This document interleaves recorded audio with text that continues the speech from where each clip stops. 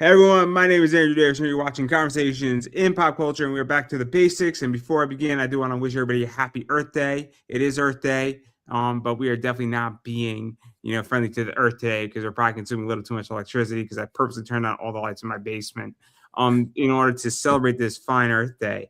But beyond that, and before I introduce Rob as my guest, I do want to remind everybody that my sponsor is Pocket Jack Comics. And they have books like Paso the Golden Princess and White Lily, which are currently being distributed by Filbo Distributions. So go check out their stuff. If you have a comic shop, go order from them. Do all that stuff. Check out what they do because both those people are great people and there's some cool stuff. But enough about that because as I stated and kind of tip my hat off, I have Rob Multari here. So welcome to the show, man. No, thank you for having me again. Yeah, no, I'm always happy to have you on. And obviously, you got a lot going on. You got Snowpaw Volume 1, the graphic novel, the trade paperback. I'm not exactly sure the hardcover graphic novel. I'm not exactly sure how we define these things, but it is the first four issues, or the first paw issues, as I like to call them. I've been wanting to use that joke for a while. You've been sitting on it, haven't you? I have been sitting on it for a while. Yes, I have. But, but I have no problem admitting that. I have no problem admitting that. But before we get into this entire graphic novel, the story, the whole Kickstarter world, why don't you quickly introduce who you are? Because some people know you, some people do not know you, and the quick introduction. Yeah, so I'm Rob Multari. I am the creator and writer of Snowball in the series Nightwolf. I am basically the founder, and I am Lone Wolf Comics. You can find me at Lone Wolf Comics on Facebook, Twitter, Instagram. You also at Rob Multari on the same three, lonewolfcomics.com. And snowpod.lonewolfcomics.com will take you directly to the very long, arduous Kickstarter link. Yeah, so let's talk about the Kickstarter because obviously, as I kind of stated, it is the first four issues of Snowpaw.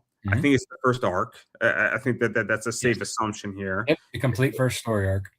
And so, obviously, I mean, what is the basic premise before we get into it? Because it's the predecessor to Nightwolf to some degree, but it's also separate. I don't know how to explain that. Yeah, right? so essentially, Snowpaw is Nightwolf's mentor in his story in the modern time. But this story takes place 200 years in the past, which is basically Snowpaw's origin story. And you don't have to read them one or the other in any kind of order because, I mean, the stories are completely different. It's just a matter of that, like, in time frame, like this is first and then Nightwolf comes next. So, if you want to go chronologically, kind of like, some people will go back and watch, the original, or they'll go watch the Star Wars prequels and just to kind of do chronological order and all that, if you will. But yeah, so the story is about a young woman who is born on a farm in the Scottish Highlands in the 19th century. The farm is failing, and her father betroths her to a rich man's son in order to save the family farm. And during the engagement party, she is noticed by a high-class werewolf who follows her back to her family farm and attacks the family, which triggers her first transformation. Because she is, like Nightwolf, is born a werewolf and does not know that. Awesome. So I want to dive into this a little bit because obviously this is her story and it's her figuring out her life and figuring out this new, I guess, discovered power and dealing with the enemy, which is the Dark Covenant, right? I mean, I'm getting to the heart of the matter here, and then she kind of has a mentor, and it's them dealing with this problem in Europe or attempting to, and we got Training Day all over again somewhere in this book or these books. And it's got similarities to Nightwolf to some degree, but I think she's a little bit smarter than Rodney. I think she's a little bit smarter and a little bit more educated. I mean, yeah. I mean, the girls tend to be a little smarter than us guys, right? They're a little more. There's that scene in Yellowstone where John Dutton says to Summer, women are smarter than men. I was just comparing you to your peers, right? Says, I am a smart person. John Dutton says you're a smart woman, and he says, no.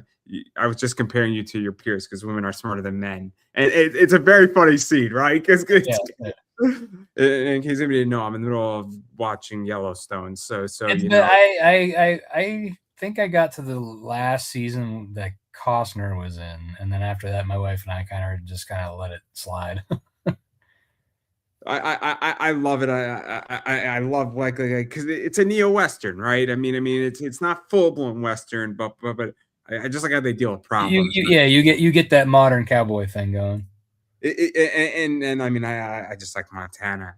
Makes fun to buy a farm there or in Oklahoma, one or the other. But I digress. I digress. But because I want to talk about the book a little bit because before we get into the juicy stuff, because there's people who don't know the story or they Mhm. might have fallen off or on or whatever it is. So obviously there's all that going on here, and they're dealing with this threat, right? That's now been around for 200 plus years.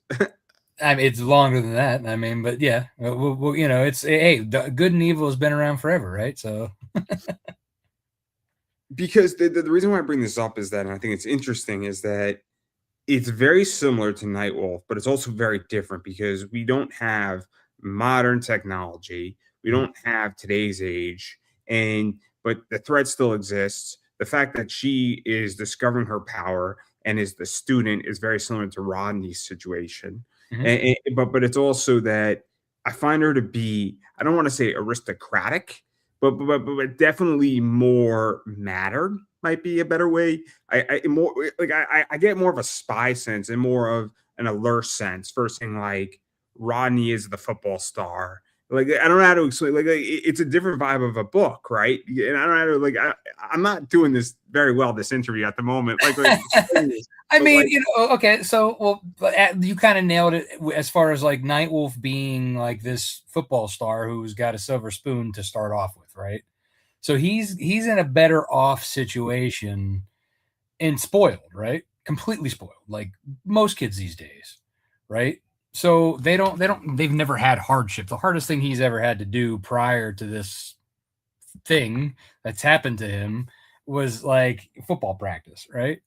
And with her, she actually she's growing up on a farm in the 19th century with no technology, so everything had to be done by hand or like you know or hand driven manual thing because there's no vehicles to you have horses pulling stuff or you're doing everything by hand, so she's grown up on this poor farm doing a lot of work, so she's a very strong girl to begin with because like her and her family have to do all the farm work, right? And then and she also has this natural instinct that you see more so in her story in the first few pages, that something that you don't really see Rodney have in Nightwolf, because again, that old spoiled not having to test his metal situation, right? Yeah, so he might be like real physically better than a lot of people why he's a football star, but it's not like he's got that animal instinct that's really attuned like hers. because the reason why I bring this up is that the book has a different vibe to it, right? Mhm. And I don't know how to explain the vibe, and I don't know how to explain it beyond the fact that like there is, I wouldn't say there's a struggle, but like there's definitely more grit to it, and there's more of that in this versus Nightwolf. There's nothing wrong with either one of those books. I mean, obviously you wrote them, and I would tell you if there's something wrong with your books. Don't worry, I'll be more than happy to tell you if there's something wrong with your books. But like it's interesting to me because I think that's the appeal of Snowpaw to some degree is that we know some of the rules of this world. We're now starting to get an origin story, but like that's where I think this story becomes interesting is that we're now getting a much more, I guess, touching earth story, if that makes Mhm. any sense. Yeah. And so like, and it's also interesting because it's from a female position. I hate to use male females, but men and women are different.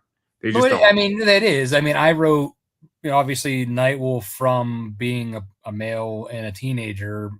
A lot of my personal perspective was put into that book, right? When I was writing Snowpaw, it was okay. Now I have to take it from a female's perspective, and that's why a lot of my team members are female. Like, so the artist, the editor, the colorist, So I wanted to make sure that what I was doing was correct, and I'm the youngest of three, and I have two older sisters. So, and like between like my mother and my sisters, I know a lot of how they would act, how they think, but I kind of have to also would take, watching TV series like Outlander and other things like, and watching like Disney's Brave, like these things that like I purposely put myself to watch to make sure that this was the kind of like the character, how she would act, how like, in that kind of a perspective. So and I also push myself out of a lot of comfort zones. Like, yes, there's the general, this is the new, lycanthrope for this year. She's has to obviously be trained by the previous one and all that. Like there's kind of like a structure, but their experiences are completely different in that sense, because like their transformation is going to be different. The reason for the transformation is going to be different. Like their surroundings are completely different. I mean, one's 19th century Scotland, the other one is modern day Western Pennsylvania, So yeah, I mean, and like I said, I pushed myself to write a lot of things, and I purposely was like, okay, I did this in Night Wolf. I can't do this here. For example, I didn't have any vampires in this story. That was purpose. I made sure that there were no vampires. This is more of a fantasy, and that we could also show that the werewolf could actually be the main villain on top, not just a vampire has to be the head of the Dark Covenant. You know what I mean? Let's actually talk about this, because this is where this gets interesting, right? Because I love structure, and as a TV watcher and an anime guy, there's certain things that have a certain structure, like a shonen has a certain structure, right? Mhm. So like a sports anime shonen, I expect A, B, C, D, and E to be in there, right? What I want is I want F, G, and Z and H, or whatever number or letter we're going to use this to be the mixture, because wow, I can't speak. Familiar thing, right? So, Right. hey, words are hard sometimes. It's been a long day for me. No, I get it, What's that man. place? It's late. It's late. For familiar things, though, because that's the reason why we get this whole hooked into it, because we say, okay, I get certain aspects and I get certain things that are familiar, but then you need the twist, and that's where I think this gets interesting, right? Mhm. Because I think that that's the thing that then figuring out the balance. Do we just need one thing familiar, or do we need 10 things familiar? And even when I have a conversation with somebody, there are touch points, right? I forget how many touch points a person has, right? Or thought points, or whatever we're going to call them. But the more you have in common, the easier it is to have a conversation, the easier it is to connect with somebody by definition. So if you have the same sports teams and you read the same books and you have an idea of the same television shows, but you differ on, what your favorite food is, you're probably going to have an easier time if you differ on all 4 points. Mhm. You Yeah. know, so that's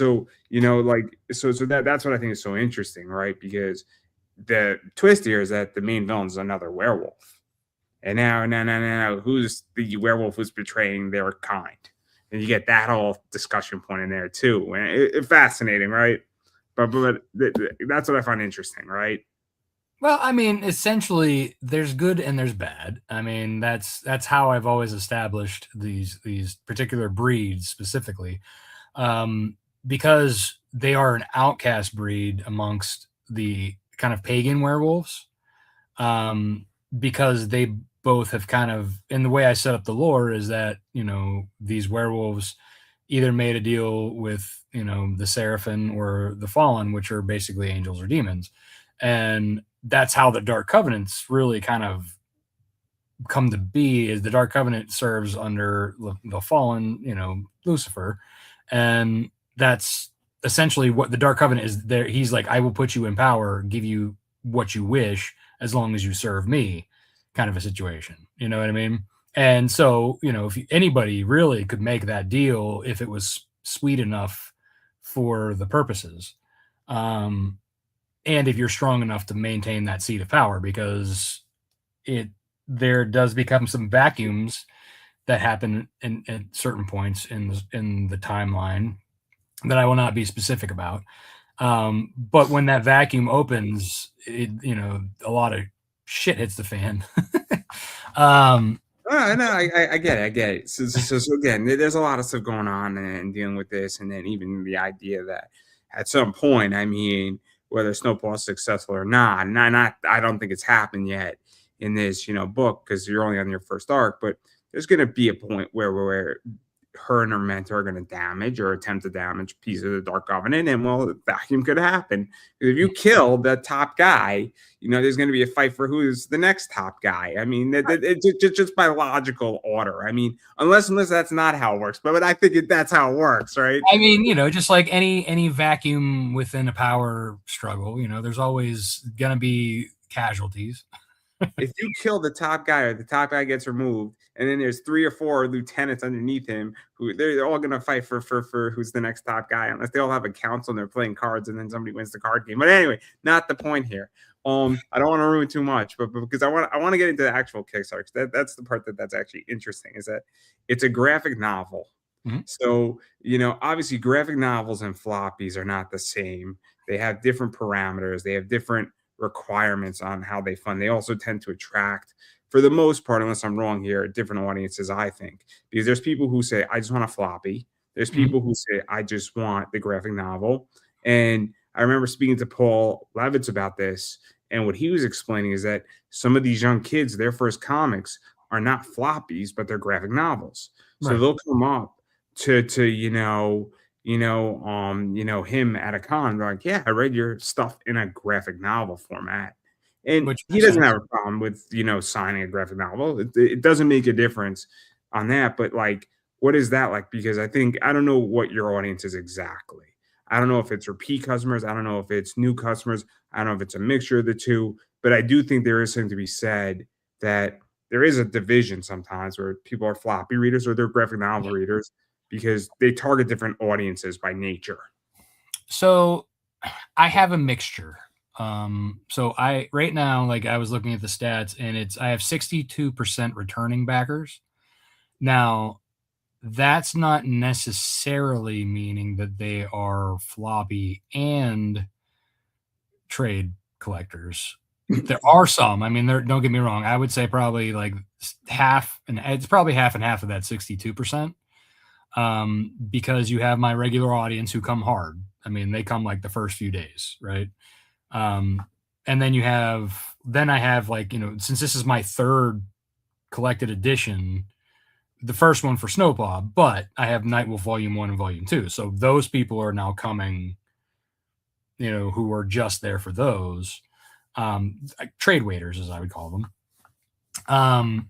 But like I said, I would say it's probably about 50-50-ish of that 62%. And then the rest, those are brand new backers coming in. So, it's people coming in for the first time, seeing this, brand new volume, whole entire story arc, and saying, oh, I've been eyeing this up for a while. I mean, I've actually talked to people who are like, I've been watching this. Now that it has the full collected edition, I want it. Because let me ask you this, because again, I like complete stuff. I like binging stuff, right?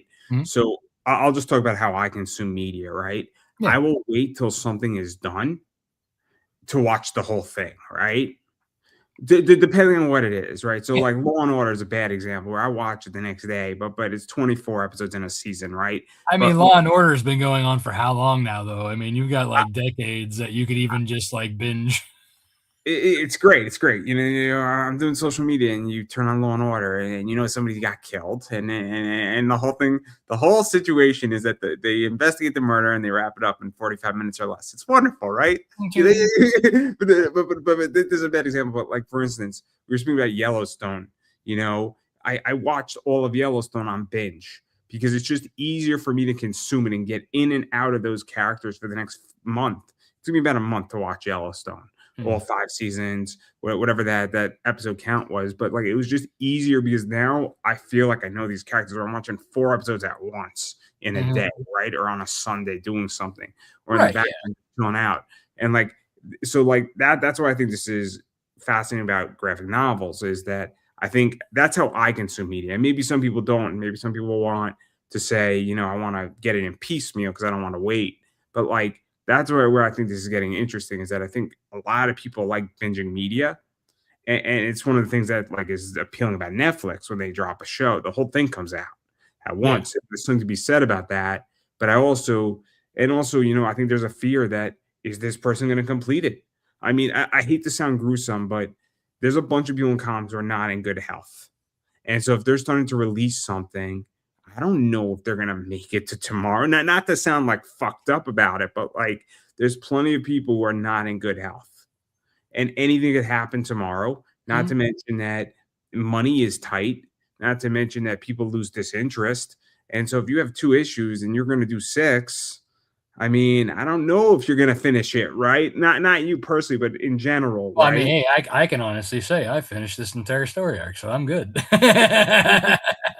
Everything I make is not a personal statement. Right, I right. just want to No, make that I'm crystal aware. clear. I know, but there is that fear. I totally agree. People are out there and they're like, "Well, I don't know. I've been burnt before, and I got stuck with not being able to finish it." I mean, we get TV series that happens all the time. I mean, I don't know how many times my wife and I have started a series and then they didn't finish it. They didn't make it past like second season or third season, and they didn't wrap it up. Look at Netflix, right? Well, that '90s show got canceled. Mhm. Resident Evil's idea got canceled. And look, some ideas should be put down in the barn, and Bruce should do. Was it Bruce or Lenny who I forget of my cement, but not the point here. You know, That'd be you like, know right. So sometimes you got to take an idea and shoot it behind the barn, right? Resident Evil Netflix was a horrible idea and it needed to be shot down. But that '90s show should have got another season or two because I thought the show was okay. But like it didn't really finish. I mean, it finished enough, but it wasn't great. yeah. Well, that was another one. Was that that I wished would have continued on? Would have been was that Dark Crystal series that they had, Age of Resistance. I thought it was great. My kids liked it. I thought that they could have kept going with it, but I think the budget didn't work out with the time of it because that was like when things were still kind of up in the air with media and COVID and everything. Look at Sense8, right? Sense8. That was another one. And we I mean, there was so much pushback on Netflix. They made a movie to finish it off. There was so much pushback, but the problem is that it was so expensive. Sense8 episode per episode was more expensive than Game of Thrones per episode. It was like 9 to 11 million just to shoot it That's per crazy. episode. That's a lot of fucking money for an episode. Yeah. Great show. Arguably, probably one of the best Netflix things in the last 10 years. But like the reason why I bring this up is that I think it's very interesting when we start going into graphic novels because I now have your complete story arc in my hand and it's done and I don't have the fear. At least we have something complete. There's cliffhangers obviously at the end of issue 4 because you're writing more, but like at least I have some. I wouldn't say closure, but I have at least something complete, and I think that that's where graphic novels get very interesting. Is that it's a trust issue more than anything else. I don't know that's what I think, and I'm just curious what you think. Yeah. I mean, yeah. There. It's sorry. My son was calling and texting. That's fine. That's fine. I get it. I don't Yeah, have no, children yet, but when I do, I'm sure that that's going to happen to me more than once. So yeah. Yeah. Sorry. What was the question again? no, because the issue is trust. I feel because when something is completed, is that I feel there's a trust that it's a completed work, Yes. Yes. or a semi-completed work. Might even be a better position because if you got an ongoing series of 24 issues, but you have 6 of them done in a Yeah. collected issue, there's Yeah. something completed where I feel okay. I now have a chunk of the story, and if you don't continue, at the very least, there's something completed in an arc, right? Yeah, Like I mean, the trust thing comes in two different ways. One, have you established trust with your audience by doing the single issues? And then once you kind of get to that last issue, then you're like, obviously, like, you built up that trust. People are coming back, and new people can say, oh, this is the whole thing. And people have been, so he's trustworthy to be able to have a final ending. because the reason why I bring this up is that I've been in a bunch of Facebook groups and I see this sentiment, right? That people saying I don't trust people in comics, and even in my business, and just speaking to people, and fans and consumers, there's a sense of like not trust, I get this vibe, I really do that a lot of readers don't experience trust. I mean, I'm a consumer and I back people's campaigns, and I've lost trust in people not delivering who are top Yes. readers, right? Yeah. And I think I don't think it's coming out of the woodwork, and that's why I say like I'm not saying you haven't, but like It's a real issue, There I think. are untrustworthy players, unfortunately. Just with anything else, though. I mean, it's not that. I feel like the people who are like, I'm completely done, no matter how legit it looks, because there that has been going around. I did notice that there was a particular post going around saying to such an extent, but like I feel like that's unfair to the creators. One, the people who aren't fulfilling. If you're not going to fulfill, don't be a dick. Get off the platform. The other is if you feel like you've been burnt. Yes, we've all been burnt. I've been burnt.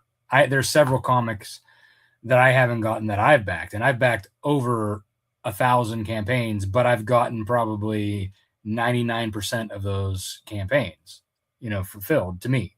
So yes, are there the bad players out there? Yes. Are some of them people with names? Yes. But like in general, I think if you are nervous about backing somebody, maybe instead of just throwing Kickstarter out the window completely or crowdfunding in general, right? Maybe look at the track record. Obviously, if for example, with Nightwolf, I've had 11 campaigns. Well, for 11 issues. And then I've had the 2 trades, you know what I mean? So like obviously I'm fulfilling and people are coming back, right? And they commenting on my thing saying how much they can't wait. They say, and I get people commenting on my platform or on my page saying, I got the book. It's great. You know what I mean? Those are the campaigns when people are saying that, those are the ones you back. This is where I've been burned, right?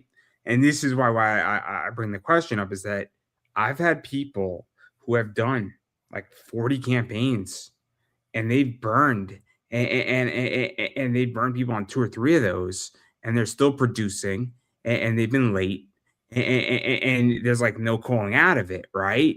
And so this is why I have a real issue because while you're doing a great job, there's plenty of people where they have a mixture on their platform on Kickstarter where I would say 5 of their projects are delayed, no updates, no anything. But then the other 5 people are like, this is a great book. And it's such a Right. weird experience for me because, and this hasn't just happened with one person. I've had it happen to other people. People have shown me with other people. And so, like, this is why I've actually pulled back because I'm like, there's something funky going on here. And it's people who are raising like $200,000-300,000 across a bunch of different projects. And I'm like, this is so odd. And so, like, this is where trust becomes very complicated for me with this because it's not a creative problem anymore for me. It's the idea that it's not even a good idea anymore or bad ideas or any of that. It's also like this. And then there's also the other thing I think is fascinating is that like, is this story even going to be good? I mean, I wouldn't even like, I would say half the stuff that I backed, and granted, I've only backed like 130 campaigns. I would say half of them were not great stories, to be honest. And I said, I just spent $25 for what the fuck? And you know what is that's not a good feeling either. No, yeah. I mean, okay, so that's something when you have somebody who's putting out that much that quickly and then not and is only like fulfilling half, that's sketchy as get out. So like that's something that people need to call out, so that other people can know, right? So like this can't like that's something that like, people who just ignore it, just let it go on. Well, don't ignore it, call it out so then that people can see it on the other campaigns, right? The other thing about that is yeah, if there's a story that's garbage just but the art is great, or let's say the covers are great and then you go back and back another one before you've read the book, I mean, that's a problem too. That's a problem too. That's a whole different problem in which that it's the idea is there's nothing wrong with art. I love art. I'm sure you love art too, right? Yeah, Yeah. but I'm also in it for the story. I go for Let me finish the question. Yeah, go ahead. Sorry. So there's a position of art where if you love a cover or you love art, you should just buy it as a painting or as an art print, right? So there's nothing wrong with saying I love. Well, we'll use one of your covers, Courtney Damrose, right? Mhm. I love Courtney's artwork, right? No offense to your book, but I would rather have that as an art print or like on like I don't know what like a wooden like panel thing, and I'd rather hang that up on my wall as like a Well, poster. I did have on that campaign, I had art prints, and I still do have 11 by 17. So if you're interested, I have some. You understand where I'm going with this, though, right? Like, I would rather look at that and hang it up and display it versus buying that comic cover, putting it in a long box. Which And makes while sense. I totally agree. Like, if you're going to get the art, get the print. and so like that's how I feel, right? So Well, that like and the profit margin on a print is ridiculous compared to a comic. I don't know. I don't deal with printing issues. It's not. As an example, all right. So people who print out prints, right? They cost like what 40 cents per print if they get a decent amount of prints, and they charge $15+, right? That's a great profit margin. However, comic books cost $5,000 plus to produce, then another 3 or 4 to print, and then you only can buy it between like $5 and let's say $25-$30. Where's the profit margin there? I'm just saying, like, if you want to buy a print, by all means, buy a print. You're helping the artist and creator better than buying the comic. My point, though, is that like that's where like cover art is an issue, right? Because if you're buying books for the cover, I'm not one to dismiss anybody from doing anything in business. And look, it's your money, and we live in America, so I don't know if it's freedom as much as you have a free choice to do it. That's a whole different political philosophy debate. Well, I think the comic creators do it because they want to tell a story and they want to get it out there. That's me. I want my stories to be told. Yes, does it cost money? Sure, but am I doing it? I meant the sexy bad girl cover art stuff. That's a different. That's a whole different story. That's what I was referring to. I wasn't referring to writing comics. I was referring to somebody as a customer wants to buy a bad girl cover for $200. Be my guest. I'm not one to tell you, but again, how many times you take that book out of your long box and look at it versus you're hanging up an art print on your wall and you see it every day? I'm just saying one of those things gets more eyes on it than the other. But unless they put it in like a frame and put it up on the wall and never look in the inside. You can do that too. You can do that too. That's completely again, I'm not one to judge anybody and tell anybody how to spend their money, right? Be my guest how you spend your money. My point that I was making is that the cover issue though is a real issue because there are people who just buy it and don't read the story, and it raises questions. I think about because I get why everybody does it because if you have a limited 50, you could sell that variant for more money. It helps to fund your Kickstarter, and the idea is that it gets eyes and its hook story offer in some form, some component. I mean, we get into the whole discussion about hook story offer or offer story hook or however you want to assemble it. There is no right order to that. But I get why it's done, right? Because, well, if you're doing, as you just stated, a $5,000 book, you got to print the motherfucker. You need some high-end products But that's not even including paying for cover art. Like that was just for production of the regular issue. That's not even variant covers. Variant covers range anywhere from 150 to 1,000 plus, depending on. You can go all the way up to 5. Very quickly. That's what I'm saying. I mean, that's so that's more on top of the more variants you do, the more money you're dishing out, and the bigger the name, the bigger the dollar sign, and hoping that you make that money back, or you get the cred if that's the game you're playing, because cred matters in certain circumstances and certain to an extent, yes. Sometimes like when certain names are used in a book, they're only coming for that particular, like you said, they're coming for that cover, right? That doesn't necessarily mean they're coming for the series. So it's kind of like a temporary thing. It's a trade-off in a way. I was listening to somebody on eBay, right? And what they said is that about cards, and I think it relates a little bit to this, and feel free to call me out on it if it doesn't, is that if you can only sell on eBay by running ads on eBay, you're not really selling on eBay. You're renting the site and you're renting the traffic. Yeah. So the idea here is that there's nothing wrong with going out and getting a name on your book. I mean, I have nothing against any of these people. I love Keith Garvey's work. I love Mike DeBaffo's artwork. I love Courtney's work. I love Ariel Diaz. But if you can't sell your book without those names, you are legitly renting traffic. That is what you are doing. Yeah. And I'm sorry, everybody. You could say, I don't know anything about comics, but that's just ridiculous because that's an open statement.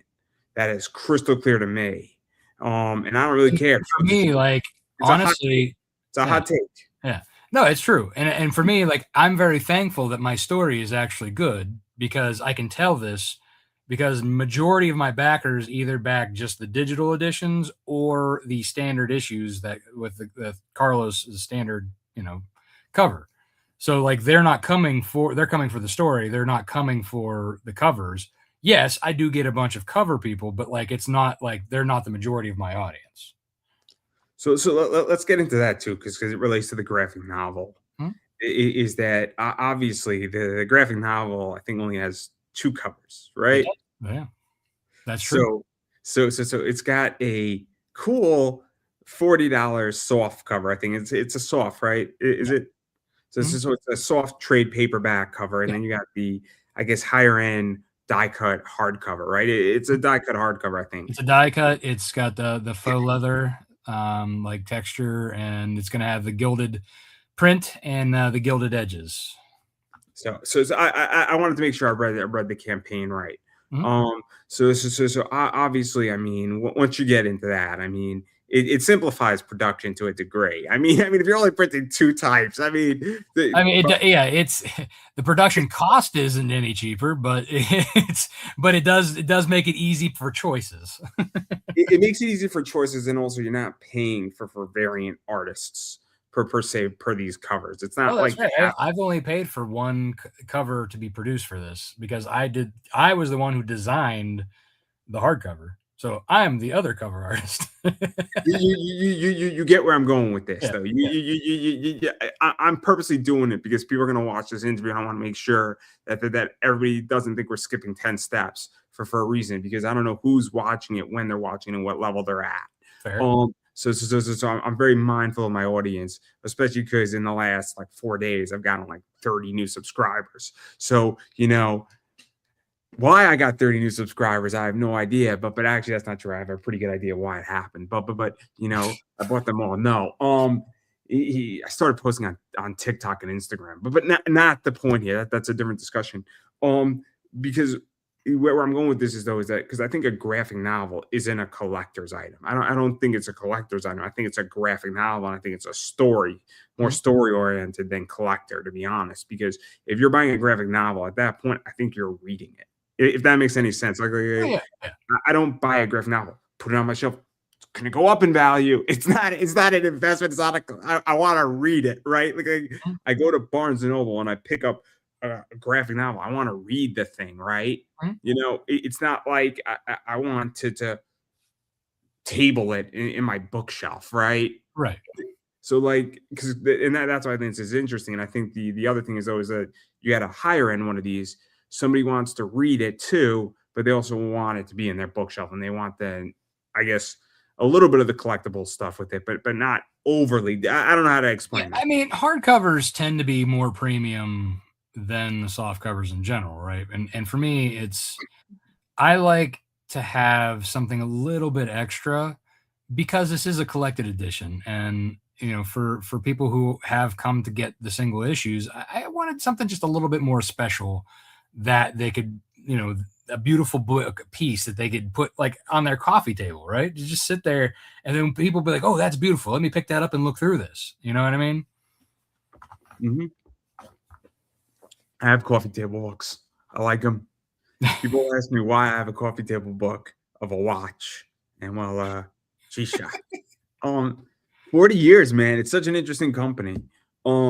It's an awesome. It's like a die cut too. It's sick.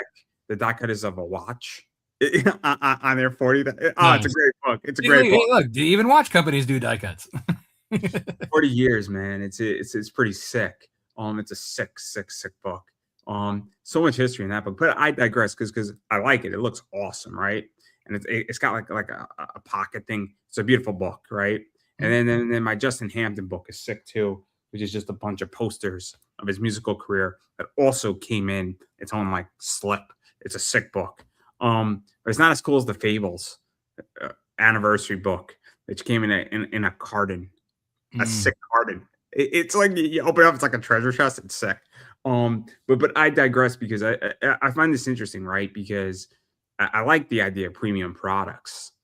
And I like also giving, the idea that because again, somebody might want something that's also going to withstand, I think, better. I think hardcovers typically withstand better. It will. And what's nice too about the gilded edges on the pages is that it actually will help with dust and mildew and keep the book more pristine. So, and to go further into this, because I am curious because about this is that it's a $40 for a trade paperback and $60 for the hard cover, and pricing is always complicated. I'll just state the thing that's the controversial part here is that it's tricky to figure out pricing because everything has gone up, and you obviously it's 4 issues in the book. I don't know the page count in the book, but I don't know exactly where prices are right now because all I know is that, and maybe it's me personally, is that I'm watching every penny in my life right now. I don't know. I think a lot of people in this country are. I think a lot of people are scared. But obviously your campaign is $5,000 over its goal. So the way I priced it, so like for the soft cover, technically the actual retail price of that is $30, plus you're getting the $15 digital with it and free shipping. So you're technically getting, if you were to look at the retail value with shipping, with the digital and the soft cover, you're looking at a $51 retail value, right? So you're getting it for $40. So I'm saving people who are going to buy it later on on my website. That's one way how to look at it. That's exactly how I look at it. No. Because this is where I always go, right? So obviously I buy and sell stuff all the time, right? I'm never tell somebody how to run their business. But the issue that is that I look at how much it costs me to do something. I then go and look at, cool, how do I make a little bit of money on this? I look at what other people and comparables are out there. And then I kind of figure out where I'm at with this, right? And like that's the whole thing of how I view things. And when things go up, naturally, I have to go up in my price. So when it used to be that what happened in my world, what's going to take place next year is that I would be buying football cards for $4, and they moved from one company from Panini to Topps, and they're going up by $1, and the amount that I could buy is going down by $5, which means that my prices have to go up because my expenses went up. But like I try to, because I know my clients can't afford certain things, right? So like this is always a struggle for me. That's why I asked the question is that, and I think it's a struggle for a lot of people saying, what can I afford? How do I afford it? What am I getting? And I think because I look at campaigns all the time, right? I'm like, man, you could price me out real quick with stuff like a cover A, $25. No, thank you. Oh, like, yeah, I agree. Like if you're a 24-page floppy issue, you should not be more than $16. Like I don't care who you are. I mean, I know there's a lot of people who are like, I'm going to charge $15 plus another $10 for shipping. Well, no, I'm not. That's too much. I think floppy issues. I think if you're charging me $10 for a digital, I think that's insane. Yeah, I agree. That $10 for a digital is a lot.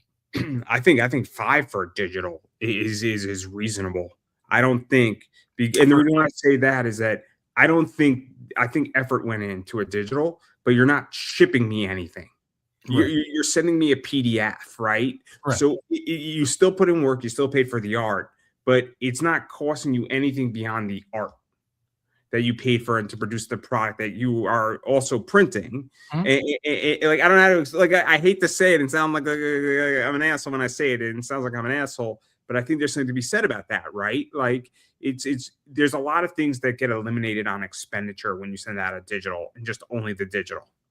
Right. But you also have to price like a collected edition accordingly as well. And that's why I chose the $15 for the 4 issues plus the 16 additional story pages, all the pinup and all that other stuff.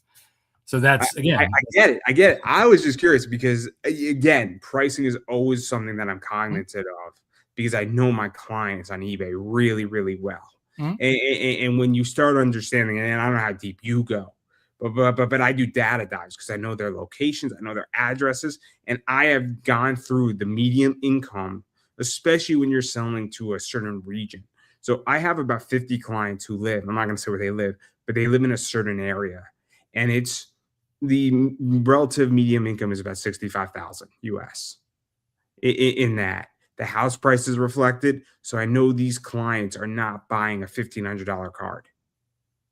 But then I had a client who legitly spent 5 grand with me. I looked at where he lived, and his house was 10 million. I So, mean, the point is that I looked at the medium income, and and this is how I come to pricing and figuring out stuff, and this is why I'm so fascinated about pricing because it's something that just makes my brain churn. So again, I ask because I find it interesting how we figure this out because it's so fucking complicated. yeah, I mean, for me, like I keep a spreadsheet of all of my like prices and my everything, and that's a lot of it's like, and that's how I build out my tiers too. Is I base it on the prices, and also then I say, okay, I'm not going to charge this full amount because I feel like the market's not in that demand. You know what I mean? So that's why like I offer a lot of discounts, especially coming to Kickstarter, because I also feel like market value doesn't always reflect what people can pay. You know what I mean? And I want my backers to be happy. And sometimes you just got to know where that bottom line is. And like I said, that's why how I've priced everything out. It's a 152-page book. No. Again. I'm not here to tell you how to anybody run your business. Obviously, you're 5 grand over your goal, so you're obviously doing something right here. So it could be that my viewpoint is different, and that it's $40 for a graphic novel is a lot right now, especially for me, and then also every penny in my world right now is being watched for a lot of reasons. Which is fair. I mean, that's it is what it is, and there's a lot of other campaigns that are also selling the same, if not for more. That's just It's again. I'm also in a different situation, and I know a lot of other people are also in a complicated situation because the world is right now a crazy fucking place, and there's a lot of fear in the market. Not just comics, not just comics. I mean, but at the same time, a lot of companies have also raised their prices on everything because everything is more expensive, collectively. So on the other, I mean, including me on eBay. I mean, and that's the other thing too. Like as you said, the prices of everything have gone up, right? So for me to actually produce these books, then at the number I'm printing and to have them shipped, my actual goal was basically at almost 13, but I left it at 10 because I was willing to put in that extra money to make sure that if I got goal and people wanted the book, I was gonna, so right now it's great because I can do everything I want now and do all the enhancements where I'm at. Fair enough. Again, I was just curious because again, whenever you're starting to do stuff, and then let's just talk about the Kickstarter too, because obviously, I think this is your best Kickstarter, if I'm not mistaken, or it's pretty close to it, right? Best Kickstarter? I would say no. I would say this is probably my best trade paperback Kickstarter. It's definitely done better than the previous two, but I think also that's because now I have 3 books that they could buy. So what this is my question is that you've done, I think, what, 19 now? I've done so, but on this account, I've done, this will be my 18th. Not the 19th is another one that's in pre-launch. On a different account, I've done 3 Wolfpack pups, and then I've also done 3 backer kit launches. So I've done several. I'm in like the 20s of crowdfunding. Because this is one of the better ones, I feel, because usually what I've witnessed from you, correct me if I'm wrong here, is that you've for the most part, you typically fund 10 pretty quickly within 2.5 weeks for the most part.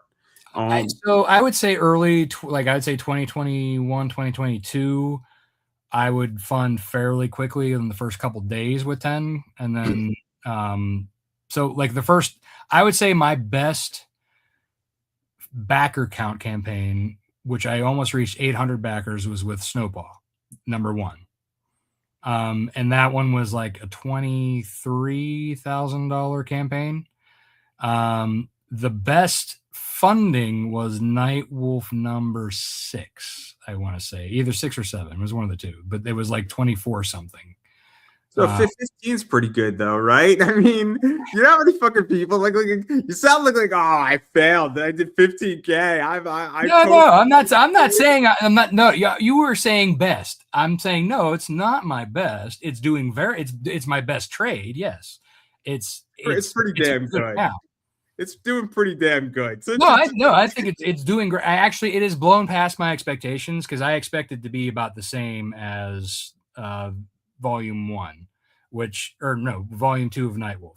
And so it's already blown past that, and I'm very happy about that. And let's talk about this. The reason why I'm asking this is that why do you think it's doing well? Because 10 is a great goal, and if you do 10 or you do 12, that's fantastic, right? Because if you raise $12,000 on crowdfunding, you're doing something right, and that's pretty damn good. I think most people would agree with that, right? Yeah. I think if you set your goal at 5,000 and you raise 7,000 on Kickstarter, you're doing pretty damn good, right? Oh, yeah. Mm-hmm. I don't think there's anything wrong with those numbers, right?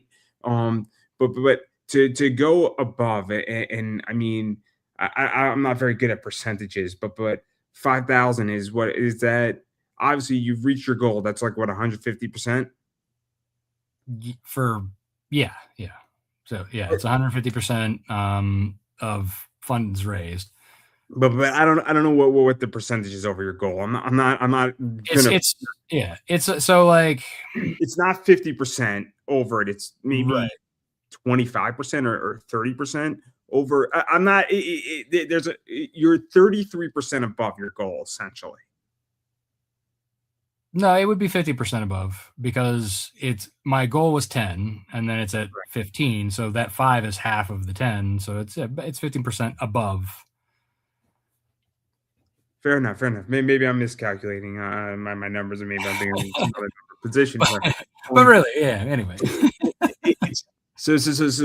but basically, is that you've pretty much you're $5,000 above your goal. But like, why do you think it's doing well? Because the thing is that if you expected it to do what Nightwolf did, and in times that are complicated, I don't think that's an understatement. So I would say backer count wise and funding goal wise. Well, funding. So the Volume 2 of Nightwolf was 15. It was a little above 15. So it was probably like we're just shy of making where that ended, right? Backer count we're about the same. Snowpaw has always been a higher backer count, but less funding in comparison. I think because with Nightwolf, it does have that kind of, there's still like a bad girl stuff to it, So I think that there was always a lot more of like collector ability with certain covers. Whereas like Snowpaw, there's always been more people coming to the campaigns and funding her. And I think it's because it's a female werewolf as the main character, and it's a time period piece, right? So it's not your everyday horror werewolf book. You know what I mean? Like, so there's a different appeal to it. There's something different about it. And I also think that because it's an actual finished story arc, and like you said, you can get that whole thing and you don't have to worry about like something else happening later. I mean, there's going to be more, but this particular story is done. You know what I mean? No, I just want to know the secret sauce, because whenever somebody does 5,000 above their goal, right, it raises a few questions, right? So Jordan Belfort said this well. Talks about goals, right? If you say my goal is to get to 950 subscribers on YouTube, I'm right now at 922, and I said I want to get to 950 by the end of the year, right? And then I get to 20,000. The goal was unrealistic, right? I passed the goal, but the goal wasn't an accurate, fair goal, right? And then so this is where I think this is really interesting is that because 10,000, that goal I think is a realistic goal. But if you do 50,000 on this, that 10,000 goal wasn't a realistic goal. And I mean, you're not complaining, right? It's a good No, exactly. I originally had it set to 12,000. And the last minute before I went live, I changed it back to 10 because I was actually scared. But it also raises questions is that because the idea here also though is that if you set it to 12 and it didn't catch, right? Mhm. There's nothing wrong with having a failed campaign because you could always relaunch it, always retool. You can always change. I think you can always change and lower the goal if it didn't reach it and then reshoot it out. But Yeah, you just have to start. You basically have to build the page all over again and relaunch essentially. but it's not. I mean, you have all the files and all the stuff, and it would be a pain in the ass. Yeah, it would take me probably about a day to get it all back up. But the point I'm making is that because it's always better to fund, even if you're short some of the money, or you need 12, but you Well, fund as it. long as you can cover it. That's the thing right there. And I want everybody to be out there listening to this. If you put your goal at a very low just so that you can get it and you can't cover the rest, don't do that. Just fail. Because you'll be screwing yourself and then you'll be one of those people who are screwing all the other backers out there and doing that non-fulfillment bullcrap. So because it's really interesting because it's also an algorithm position too, right? And I mean, I think it's cool to say, I mean, all these people said they go up $500 and then they raise 50,000 and then they have like a 90,000x, fund rate. And that's very few people. Like that's you say all these people, but that's like not even 1% of people on Kickstarter. I found like 5 today that did that, and 50,000. not. I mean, maybe they do like 20,000. So like, I think Mike Shea does it. He's one who does it, and other people do it too. It's, and I understand. But Mike Shea he's been doing this for a while, and he funds very often, and he has a lot of books to cover. So like, yeah, that doesn't surprise me that he funds at a higher level. Yeah, no. What I was getting at is that I think it's really cool to say, oh, I got a 25%, 2,500, funding rate. I think it's really cool to say it, but it's speaking to the idea of what you're saying is that, very few people can set their goal low at $100 or $500 and have that because he knows he's going to fund, and the people who do that know they're going to fund. Yeah. And what they're basically doing is that they know that they're just putting it low so that one backer does it, and then the product is good to go, and it's an algorithm game more than anything else. Yeah, and I think the people who oftentimes who do that correctly are the ones who already have the book done. Then they go.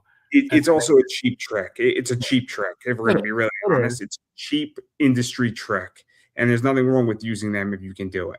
No, right. For me, I'd rather have the accurate, and I'm the way, like, I'm like, okay, that's why I put it at 10 because I could cover the rest of, what I needed if it came down to that. However, when it comes to like a regular single issue, because, all that art has been paid up front and I need to recoup the cost, and also print and fulfill, like I need to make sure that I do hit that 10K or the next issue is not going out. You know what I mean? So that's just how it is. Like for me, I would much rather have the money that I need that I can cover or that I can't cover than to set a low bar and have this fake percentage. It's also debt ratio because I would imagine, and this is the way I view it, is that have you ever borrowed money from yourself knowing that other money's going to come in to cover it and that you could cover essentially the position on it? Yeah, I pay for the art myself, make sure the book's done before launching, and I put that on a credit card. So there's an idea of debt debt IOUs, debt receipts, essentially a senior note. I mean, these are all financial terms. Mhm. This is not my job, by the way. I don't work in any of these sectors, but boy, would I run Wall Street if I did. Oh You're, my God. you're missing your calling. Oh, I would love. I might run a hedge fund at some point. I would love to. Oh my God, I'd be the worst enemy of comics. Big, big, big AI fan. Big AI fan. Super big. It's made me a lot of money. It's gonna make me a lot more. I could give everybody the AI stock to buy, and it's not the one you think. There's two. There's two AI stocks you need to buy, and only two, and they'll make you really, really rich in the next 10 years. Coca-Cola and Disney. Coca-Cola and I Disney. didn't, you were not expecting those two to come out of my mouth. I can tell you that. I mean, as AI, no. They are both very, very, very AI centric companies. Coca-Cola, the CEO of Coca-Cola just stepped down, and they're looking for a new CEO who's AI driven, purposely. It's crazy. Coca-Cola is a big AI company, and it's wild. It's wild. And most people have no idea how and why they're an AI company, and they're brilliant. But anyway, that's not the point here. That's not the point. That's an aside. That's tomorrow night's conversation. Um, but anyhow, I find it so interesting, right? Because again, but I agree. I agree. You should absolutely be asking for what you need. In fact, because again, I just want my books, everybody. If I back your project, I just want my fucking book in a timely fashion. That's really it. That's really it. As a consumer, Mhm. not even as an investor, not even as a flipper, I want to read your fucking book, and I want it in my hands if I back the physical copy. And I don't think that's so crazy. I don't. I don't either. Some people think that's a hot take. So go figure that out, right? I don't think it's a hot take. Just get me your fucking books and I'll be happy. I mean, that's very, very valid. I mean, I don't know why that would be a hot take. Because when I call people who don't deliver their books, they get upset. Well, Now, of course, the people who aren't delivering get upset. How dare you call me on my BS? it's very upsetting. And then they usually block me. They usually attack me. It's quite upsetting. I And it's mean, unnecessary. most people who do are, victim blaming. So it's all right. It's all right. My ego is very, very fragile. I have no problem openly admitting that my ego is fragile.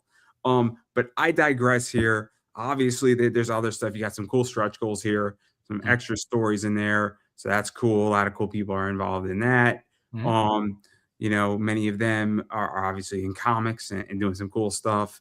And then, just a bunch of other stuff's going on with this. And then pretty much got the whole wolf pack, and you can pretty much get anything you want in this whole book. So if you missed anything from any of these campaigns, you could get it in this Kickstarter, right? Mhm. And if not, you can get it in the backer kit afterwards.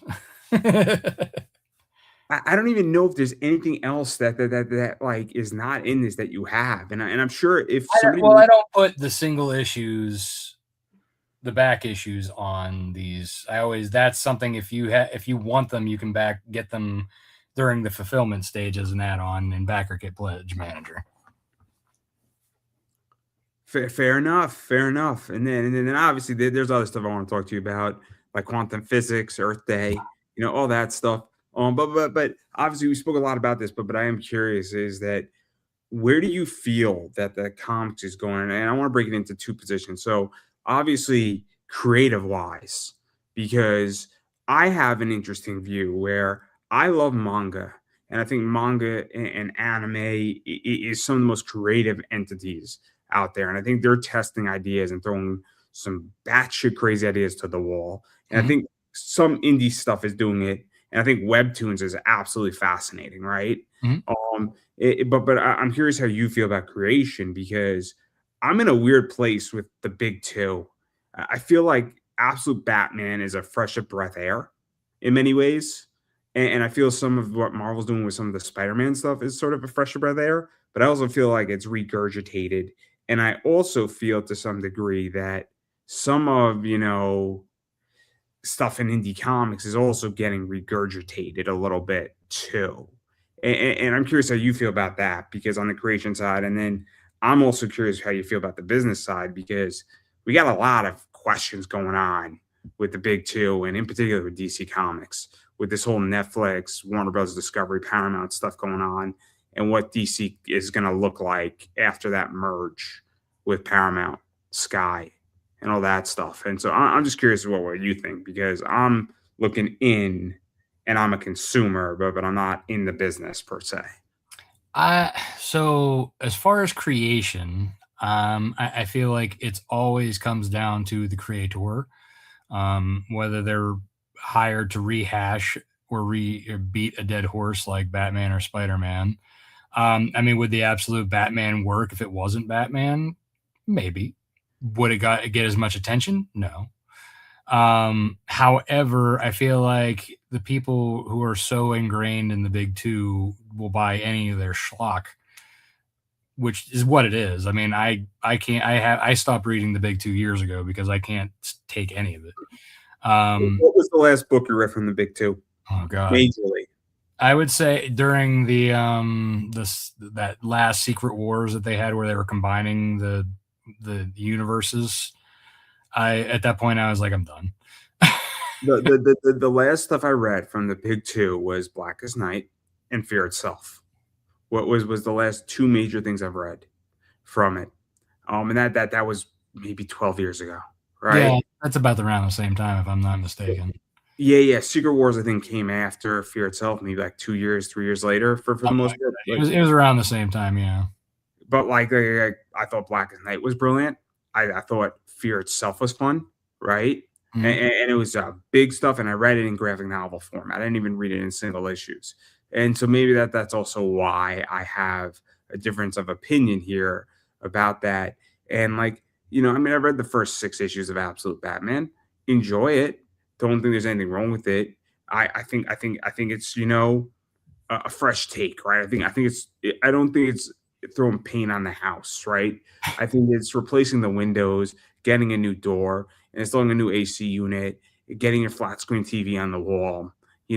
I think it's an upgrade, but I don't think it's still a pig. Your house, the structure of your house is still there. Mhm. Like, but at least we have a new door, new windows, and we have a TV to watch, and maybe we have better internet. Like that's how I describe Absolute Batman. There's nothing wrong with that, by the way. It's not like year one Batman, and we're telling Batman's origin story for the 5th time. Mhm. But like, sorry to interrupt, but continue. Oh, no worries. Yeah. But yeah, so I mean, again, the big two, I feel like they're just beating those dead horses and trying to change and make them work for them, but they're not so much in any long-term function. In indies, I feel like you're always going to have a mixed bag of people who are basically just putting out fan fiction versus actually telling a unique story. I mean, that's always been the case. I don't think that's something new. I think it's just a matter of sifting through and finding, what you like and what you are that's actually good. And again, and that's all in the eye of the beholder. Everybody has their own tastes. And as far as like business wise, I feel like I'm still kind of waiting on like the distribution thing to kind of like really solidify because like as much as there's been new players kind of up in the air, and it's one of those things I'm keeping an eye on. But I don't know, like ever since like the fall of like Diamond, it's been kind of chaotic, even for. Let me ask you this. Let me ask you this because I have a different take on the whole Diamond issue. People say, "Oh, I'm indie. I'm not in Diamond. I wasn't in distribution." It affects you. Oh, it affected all of the comic shops. I mean, even my local was like he's like, before I used to just be able to go to Diamond and order everything. Like I could order toys, I could order comics, I could order graphic novels, I could order whatever, they had, right? Now he can't order toys because none of these other distribution hubs for comics has that. And he has like to go through several different channels, which he finds rather annoying. I mean, yeah, I know Diamond wasn't like the best business to work with, but like at least it was kind of like something for the comic shops that like. It's the reason how I think it affects people is the following, and we're going to use two companies. Hopefully, we're not going to get in trouble with either one of them, and I don't really care because I think we're going to tell the truth here. Zenoscope got hit pretty hard, so Mhm. their solution to the problem is that we're not going back to Diamond, and we don't really have distribution. So we're going to do all these projects that we were going to get into retail through Diamond, and we lost money with Diamond, and we're doing them on Kickstarter. So now Zenoscope is now doing Kickstarters. They're pushing them hard. Nothing wrong with that to fund issues, but they're now another competitor who is, I wouldn't say a super major competitor. And I like Zenoscope. I have a good relationship with them still, but like they're now another person to deal with who's doing $45,000 campaigns, and they're doing them every month. That affects every creator on Kickstarter because now they're doing something. Then what you have on the other side of this trade is Dynamite. Dynamite got hit really hard, and Dynamite got knocked out like Jake Paul got knocked out. So pretty hard, right? So the point I'm making is that so now Dynamite every month they're doing a Kickstarter because this is how they're distributing their books to recoup some of the money they got screwed on and to go direct to consumer. Nothing wrong with that, by the way. Perfectly fine, perfectly good business plan. But now if they do a Red Sonja book every other month and they're doing 250,000 and you're a fan of Dynamite, they're now a competitor, right? And if someone says, "Oh, but if somebody likes my books and they like Red Sonja, there's enough money to go around. There's only so much, right? And there's only so many eyeballs." And so that's how I view how this affects indie, is that it's not a distribution problem. It's all the big players who are fucked over on distribution and lost a lot of money are now on Kickstarter to reclaim some of the money they got screwed on until distribution solidifies. And they have a right to be there. Nobody's denying that. But that's how I view it, is that you now I have the complete opposite view. I personally, I don't mind having these other comic book companies in Kickstarter because they're bringing their audience who might not necessarily have been on Kickstarter in. And as far as I'm concerned with that, it's they're still backing them, and maybe they might coming back. Like, you know, for example, like I have what almost four, like I have 38% new backers on this campaign. Who knows? Maybe one of them is from them. Who knows? And my thing is, yes, there is a bit of like money stretching here and there for, you know, as far as campaigns, but like people are gonna, if they want something bad enough, they're going to find a way to spend the money on it. And in a sense, yes, it may hurt, like maybe like they're, you know, across the board when it was just like a bunch of indie guys on Kickstarter, some of the. Oh, no. What I was gonna say to that is I just think it's overly aggressive. So I don't have a problem. Like my issue is Zenoscope on the issue is that they're running it every single fucking month, right? It's overly aggressive, right? Well, I mean, and that's how they are used to running because they were used to distribution. That's how they're basically, you know, they're set up And to I have think more things out. and I think it's because I don't think Kickstarter can handle that aggression. I don't. I don't think Kickstarter was meant to handle that aggression. That's just my viewpoint. Maybe I'm wrong here, but I look at this. I look at financial models, and every one of these financial models on this level of aggression winds up going to shit. It does. You know, if you go this aggressive, you burn capital fast, you burn through things, and you kill your audience. And you don't milk the cow; you kill the cow very, very fast. Oh, And, yeah. I mean, and, especially if they're like doing these specialty things instead of just like the average retail stuff. Yes, I totally agree. Like if you're coming back every single month with these high end like things, you know, that cost like $200 plus. IDW's doing it. It's bad. I already know the end to the story. I know the ending. I know how this is going to end. I know how it's going to end before it even starts. It's not even a comic thing. I just know how it's going to end.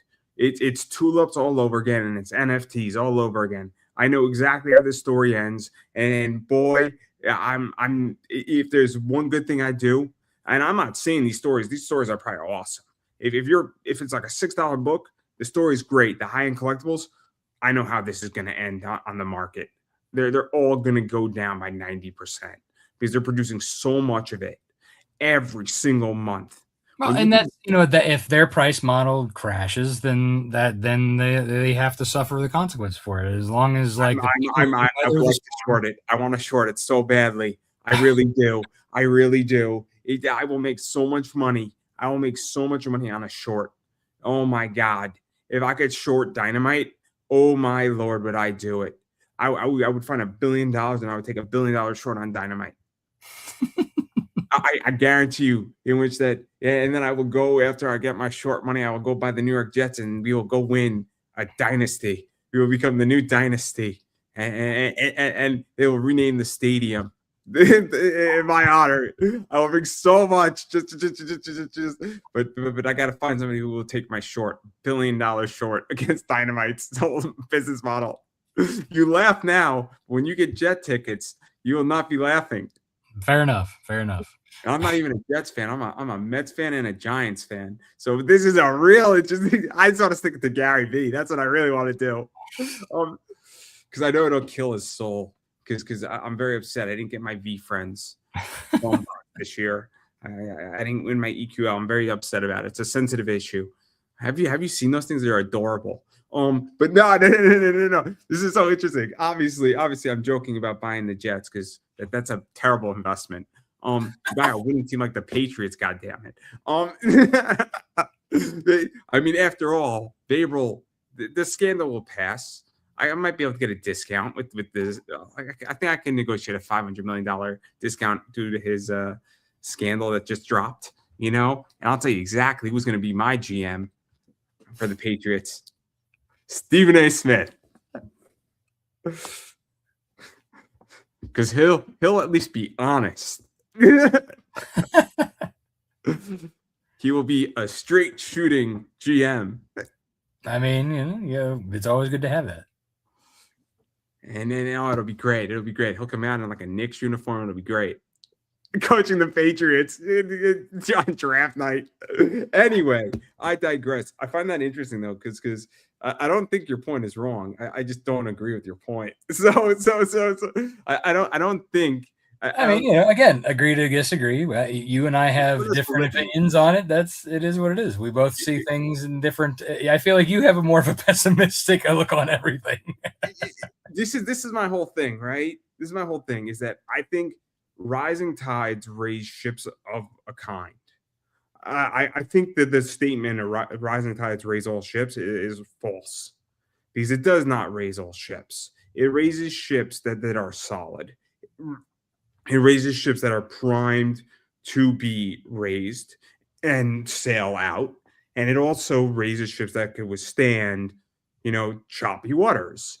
And so if you're doing a princess book, and there's a wave that is promoting werewolves and vampires, your princess book is not going to benefit from that wave. I'm sorry, because the audience and the wave that is the audience is not come to the princess book if they want werewolves, vampires, and like you and Tom Hutchinson did a crossover with Ursula Minor and Nightwolf. Mm-hmm. That raised both your books, or ideally it was supposed to, right? Well, we at least cross-pollinated our audiences anyway. If your book was a detective dime shoot detective, it would not work with Ursula, Minor, right? Because those two things just don't work right together because they're different audiences. Right. But a book like Alpha Dogs, which is a dime shoot detective story, I think it's Alpha Dogs, or maybe it's another one of John Dexter's books. I forget which one it is.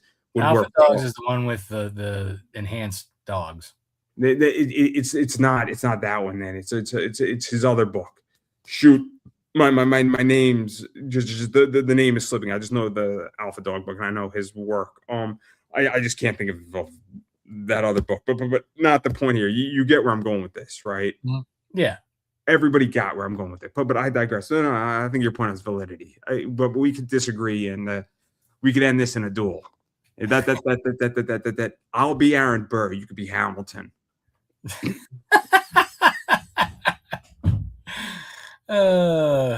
Hey, how do you think the West was won? After the duel, Aaron Burr was running around, bordering on the lines of insurrection in the West. Because anybody didn't know that. Fun history. Um, that's the ending to a comic book I'm writing right now. It involves Aaron Burr. So Aaron Burr is the worst vice president we've ever had, hands down.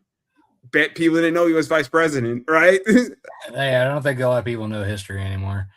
What's hilarious about you probably might be too young for this, but like there was a commercial with peanut butter back in the day, and it was like who was who killed Alexander Hamilton, and the guy had to call in the radio, but his mouth was full of peanut butter. He's like, "Oh, sorry, we can't understand you." Click. Oh, that's great. That's that. Oh, I don't know that commercial. No, and it showed like his entire house was like dedicated to Aaron Burr. It had like the bullet and like in a case and everything. I'm gonna have to go look this up. I would love an Aaron Burr. I totally don't even remember what the commercial was about, but I do. But that's what anytime I hear Aaron Burr, like that's what my mind goes. You know what that'd be a great commercial for FTX when FTX was around. That'd be great. Just for the record, I did not have any FTX. I want to make that crystal clear here. I'm a crypto guy and I had no FTX, so I was safe. But you know what it is? That's a comic book in the writing, man. That jail cell, you put P. Diddy, Sean, Sam Bankman-Fried, and R. Kelly all in the same cell block. That's a comic for you. And then, oh my God, I could write that thing. Get Blair White in that book. Oh my God, I would have a field day with that book. I would have a field day in a way that is not normal. But I digress. I am not interested in writing a comic right now because I just don't have the time or the patience or the money. Yeah, those are things that you need. I'm trying to buy a house in the next year. So no, thank you. And I'm trying to figure out if I have enough money to buy Burger King tomorrow. So or McDonald's. Yeah, I mean, that's like I am so glad we bought our house when the market was down. I would hate to have to buy a house now. Oh my God, I got to figure out my life. I'm so happy. I invested a lot of my money in the stock market a long time ago because I'm killing it. But I digress here. But I mean, again, I think it's so interesting your viewpoint. I think your viewpoint's interesting. I don't necessarily agree with your viewpoint, but that's okay. But that's the point, is that we can have civil discussions still in this country. Hopefully we can. Some people don't think we can. So there we go right there. And then obviously, I mean, I'm just curious in which that, obviously the other thing that I'm curious about is that where do you think quantum physics are going? So all jokes aside, I do have some other questions though that are somewhat comic related. Mandalorian and Groot. Oh my God. Yay or nay? Yay or nay? No, you don't get an explanation. It's yay or nay. Nay. Okay. The Darth Maul series, yay or nay? Nay. Doctor Doom, yay or nay? Nay. The Mario movie. Yay.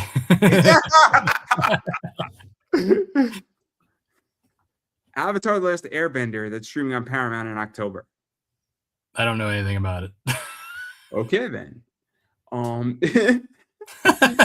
mean, I know the cartoon and the other movie that flopped. M. Night, what was it? M. Night Shyamalan, whatever his name is. I can't say Shyamalan Ding Dong. Exactly. That's terrible. So. Well, why are you anti-Mandalorian though? Like that's a good question now. Like, all right, so I enjoyed The Mandalorian on, Disney Plus, whatever. But as a movie on its own now afterwards, I'm like, Just put it back on Disney Plus. I'm not going to go to the movies to see something that like doesn't really. I didn't feel like the Mandalorian itself deserved to be in the theaters when they were, when it was a series. So like, I don't know, the whole Disney taking over Star Wars and everything that I've watched from it for the most part has been meh. I enjoyed The Mandalorian. I enjoyed Boba Fett. However, would I go see a movie based on those? Probably not, especially after being burnt with the whole, the Skywalker ending, in the last three trilogy. And just Oh I my was god, people hate how I describe Episode 8. I describe Episode 8 as we're stuck on a cruise ship.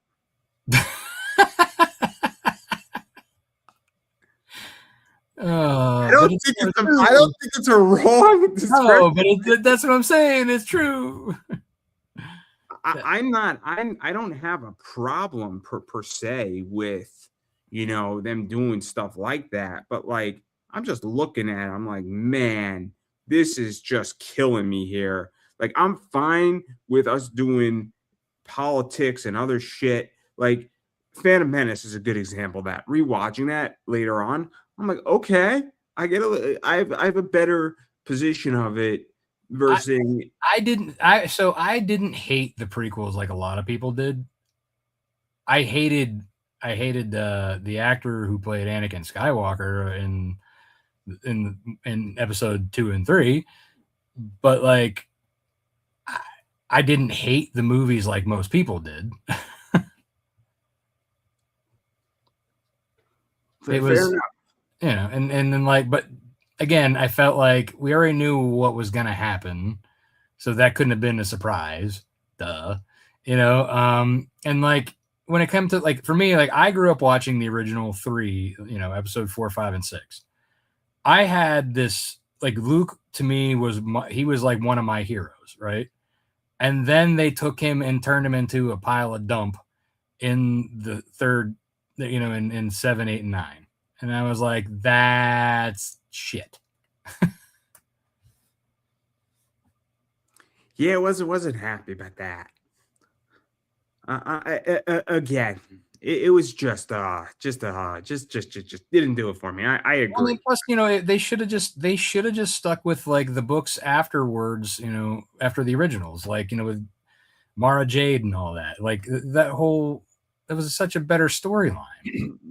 It's whatever. They ruined Star Wars. That's what I'm saying. I'm like, so like them putting more stuff in the theaters is to me, meh. I mean, I like the Mandalorian. I like the Book of Boba Fett.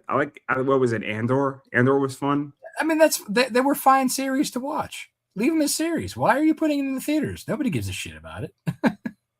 It's whatever. It's whatever. I might go because they have trading cards, and I'm a trading card guy, and my theater won't have a trading card for it.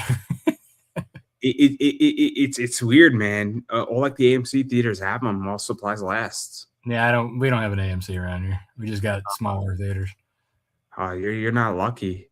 I live in I was born and raised in a one stoplight town, sir. We don't have a lot around here. Oh, you're deprived of greatness. I'm sorry. I'm so sorry. Must be tough. Why do you think the internet has helped me with my comics? Being able to get it out because nobody around here is buying it. Nobody's buying anything from me on eBay anyway either. So I feel you on that one. But I digress. Obviously, we've been speaking for an hour and a half, and I do want to give you a chance to promote yourself. So where can people find you, bother you, hit you up, disturb you, all that fun stuff? Prank phone call you, say, is Allie there? Who's Allie? You just got Allie ooped on that. Love that commercial. Makes me laugh every time for no good reason. But yeah, so where can people back the campaign, social media, all that fun stuff? Yeah, so you can go to snowpod.loneWolfcomics.com. That'll take you to that very long Kickstarter link where you can back the campaign. If you want to get in on the single issues, the back issues, you can go to lonewolfcomics.com, my online shop. You can find me on Facebook, Twitter, Instagram at Lone Wolf Comics and at Rob Multari. Awesome. Awesome, awesome, awesome. And then obviously it's my show, so I'm going to promote myself. Obviously, I am me, Andrew Davis. You can find me on Twitter, Pop Anime Comics, which is back up because they restored my account. Finally, my account was suspended and permanently suspended. And that's a fun story. I decided to criticize the Mets for being god awful, and I have creative verbiage that I use. And apparently, Twitter is a fan of the New York Mets. So if you well, hey, yeah, yeah, yeah, yeah. I said the exact same thing to the Yankees, to the Celtics, to the Nuggets, to Oklahoma City, and to the New York Giants multiple times. No problem. Said it to the Yankees too. Said it to the Pirates. Oh my Lord. Said it to the Giants. No issues. No issues. Dude was like, not really happy with you, but okay. You know, say it to the New York Mets. They said it was violence. Violence. Which I thought was offensive. So I've only come to the conclusion that Twitter is obviously a fan of the New York Mets /X. So you can attack the Yankees all you want. That's fine. You get very creative. Just don't say to the Mets, they are the greatest team in the world. Want to make that crystal clear here. So, but I'm back. I'm back. So I'm very happy about this. And all I do is I praise the Mets now. So you know, let's go Mets, guys. Let's go Mets. This channel is Mets supporting all the way. If you don't want your account suspended on Twitter, just support the Mets no matter what they do. They could completely screw up and lose every single game for the rest of the season. Greatest team in the world. You hear that, Twitter? I hope you're listening, Elon, for that. Obviously, Instagram is Pop Anime Comics. Got a lot of cool stuff posting on Instagram. Facebook, Pop Anime Comics. Same deal. Posting a lot of stuff there. TikTok. I'm posting a lot on TikTok lately. Got a lot of cool stuff. Got a lot of other stuff coming out there. YouTube, Pop Anime Comics. I release a lot of content every day, whether it's posts or short video formats. And I got some other stuff coming. I'm also doing a lot of interviews probably in the next 9 months. You know, I'm probably gonna do another 90 to 100 interviews this year. And there's some fun stuff coming. Some fun stuff's coming. So be on the lookout for that, everybody. And the best way how to do that is subscribe. It's free. And I cannot promise that you will get smarter by watching me. I cannot promise you that, but I can assure you that you will be entertained, at the least, at the minimum. So, and it's free. It's free. So no payment needed. Except you're gonna have to listen to advertisements of me and my sponsors. But no, it's still free for you, and you can actually use my sponsors that might help you save money. So there you go right there. And pretty much that's it. And then I have an eBay store. And this is my eBay store, everybody. Look for comics and collectibles. Come shop with us on eBay at Pop Anime Comics Collectibles. And I carry a lot of stuff like comics. I carry stuff like cards. And I carry everything from, you know, $5 items all the way up to $1,500 plus items. So you name it, I carry it. And I carry stuff like this, right? So we got one of these, which is a 101. Anna Taurasi, that was in my store for a while. I got stuff like this in my store, limited 25 Angel Reese's. She is a better player than Caitlin Clark in a lot of ways. And she is a rebound machine. So you want her on our team. She's no longer on the sky, though. She's on the dream because she's living it. So I got this right here, John Cena stuff. And then, you know, every once in a while, I do get stuff like this in my store, which are 101s. So you never know what's going to walk through my store, guys. You never know. And as I've been saying for a long time on eBay, first and foremost, go to my store if you're looking for this stuff and looking for collectibles. Search through it. If you find what you're looking for, awesome, make me an offer or just buy it straight out. If you don't see what you're looking for, shoot me a message on eBay because I may have it. If I got it, I'll list it. Happy to help you out. Happy to cover you. And if I don't have it in my store and I don't carry because I don't carry everything, I will find somebody or direct you to the right place because I got a lot of friends in the spaces who either have high-end comics or high-end cards or whatever you're looking for. And I'll send you to their direction perfectly so you can get what you want because I get it. It's hard to collect stuff and it's hard to track it down, and I get it. So that's my whole thing. And on that note, everybody, I'm going to let Rob have the final word. Yeah. So if you guys like werewolf stories, especially female werewolves that take place in the 19th century Scotland, time period pieces, fantasy, werewolf horror / very entertaining stuff, go to snowpaw.lonewolfcomics.com. I don't think I could have said that any better myself, and that is a wrap.